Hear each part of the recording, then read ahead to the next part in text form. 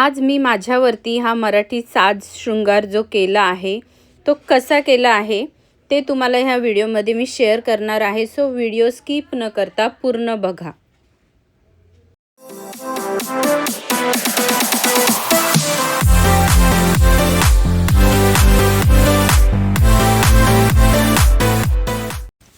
हे guys, welcome to my YouTube channel Kavita Jadhav blog. तर आपल्या यूट्यूब चॅनलमध्ये तुम्हा सगळ्यांचे पुन्हा एकदा मनापासून स्वागत आहे। तर सगळ्यात आधी मी मॉइश्चरायझरपासून सुरुवात करत आहे, पण त्याआधी माझा चेहरा मी पूर्ण असं क्लीन करून घेतलाय, ड्राय करून घेतलाय आणि मग आपण सुरुवात मॉइश्चरायझरपासून करत आहोत। मॉइश्चरायझर चेहऱ्यामध्ये छान ऑब्झर्व झाल्यानंतर चेहरा असा फ्रेश, खुश, असा हॅप्पी दिसणार आहे आणि चेहरा आपला हॅप्पी असला की असं बेस असं छान बसणार आहे। त्यानंतर आपण घेणार आहोत प्रायमर, कारण चेहऱ्यावरती जे फोड्यांचे खड्डे गुड्डे असतात ना, पिंपल्सचे, ते आपले भरले जावे, क्लीन व्हावे असं, आणि आपलं फाउंडेशन त्याच्यावरती छान सेट व्हावं, त्यासाठी हा प्रायमरचा वापर केला जातो आणि तो मी असं छान अप्लाय करून घेते। एकदा मॉइश्चरायझर आणि प्रायमर अप्लाय करून झाल्यानंतर 1-2 मिनिटाचा गॅप घेऊन आपण मेकअपला सुरुवात करणार आहोत।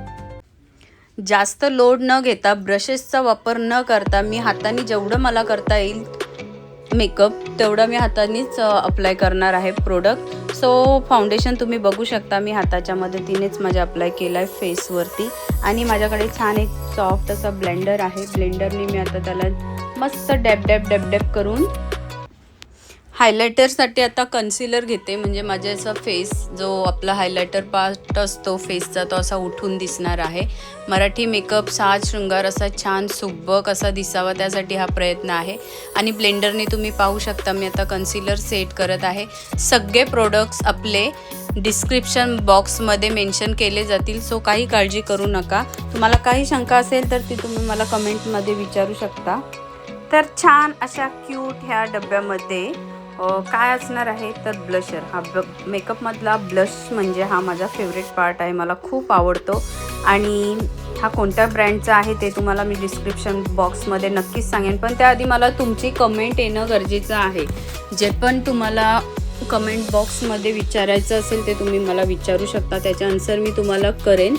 आय मेकअपसाठी आता आपण कन्सिलर बघू शकता तुम्ही बोटाच्या मदतीने सेट केलेला आहे। मी डार्क आय मेकअप मी काही करणार नाही, कारण मराठी लूक आहे, पण सेट करण्यासाठी ब्रशचा वापर केलेला आहे, कारण आय मेकअप हा थोडा शार्प असायला हवा। सो मी ब्रशने व्यवस्थित शेपमध्ये तो ब्लेंड करून घेतलाय। आता झालेला इथपर्यंतचा बेस मी लॉक करण्यासाठी लूज पावडरचा वापर केलेला आहे। थोडासा वाकडा तिकडा फेस करून मी माझी लूज पावडर सेट केलेली आहे। पफच्या साह्यानेही केलेली आहे, पावडर पफ आणि ब्रश ह्या दोघांच्या मदतीने मी माझी पावडर सेट केलेली आहे। व्हिडिओ स्किप न करता स्टार्ट टू एंड व्यवस्थित बघा, प्रॉपर सगळं तुमचा मेकअप कसा मी केला आहे ते लक्षात येईल। कॉम्पॅक्ट पावडरच्या मदतीने मी आता पुन्हा सगळा बेस सेट करून घेत आहे। फाउंडेशनवर आपण कॉम्पॅक्ट पावडर यूज केली की आपलं फाउंडेशन हलत नाही, प्रॉपर सेट होतो आणि त्यानंतर माझे नाकी डोळे देवाच्या कृपेने थोडे व्यवस्थित आहेत, तरी पण बद्या नाकाला थोडं मी असं शार्प केलं आहे माझ्या, म्हणजेच काय मी आता काउंटरिंग करत आहे फेसला, असं मी माझ्या शार्प करत आहे। आय शॅडोची पॅलेट तुम्ही कोणतीही घ्या, लाईट शेड आधी अप्लाय करून झाल्यानंतर डार्क मरून शेड मी आउट कॉर्नरला घेतला आहे। मराठी साज शृंगार म्हटलं की दागिने आले, गोल्डन कलरच्या शेडवरती हा आय मेकअप खूप छान दिसणार आहे। जे पण प्रोडक्ट मी वापरत आहे ते डिस्क्रिप्शन बॉक्समध्ये मी मेन्शन करणार आहे, सो काळजी करू नका, पण मला तुमच्या कमेंटची आवश्यकता आहे।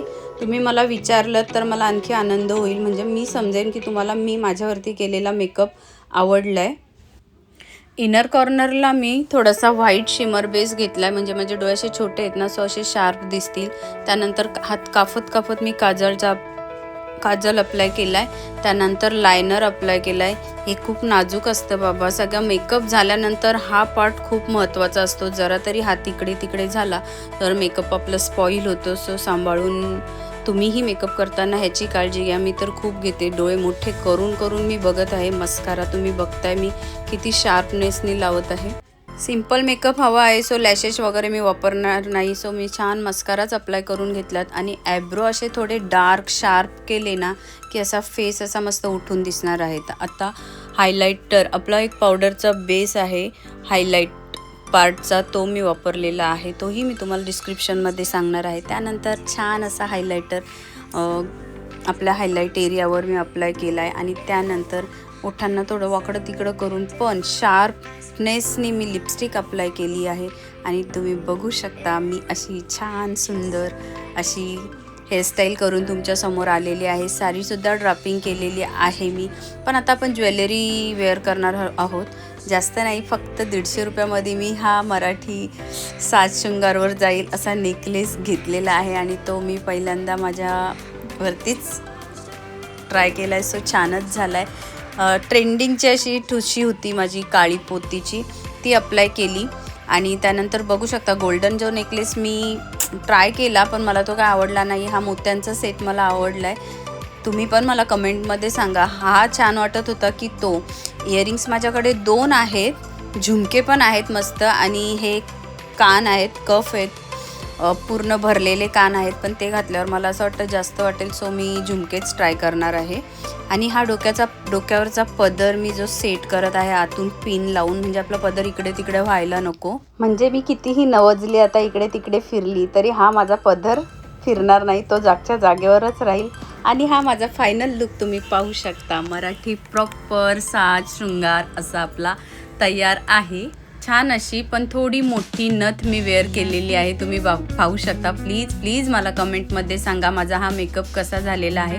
वाटतं तितकं सोपं नाही, पण जितकं छान आणि सोप्या पद्धतीने तुम्हाला मला सांगता येईल असा मी तुम्हाला सांगण्याचा प्रयत्न केला आहे. हेअरस्टाईल पण मी काही जास्त हार्डवाली केलेली नाही आहे. मिडल पार्टिंग घेऊन दोन्ही साईडला ट्विस्ट करून फक्त हेअरपिन लावल्यात, आंबाडा घालून छान एका साईडला रोजेस लावले, तर अगदी सहज तुम्ही तुमच्यावरती हा सुंदर मेकअप करू शकता. तर माझा हा मेकअप कसा वाटला तुम्ही कमेंटमध्ये सांगा.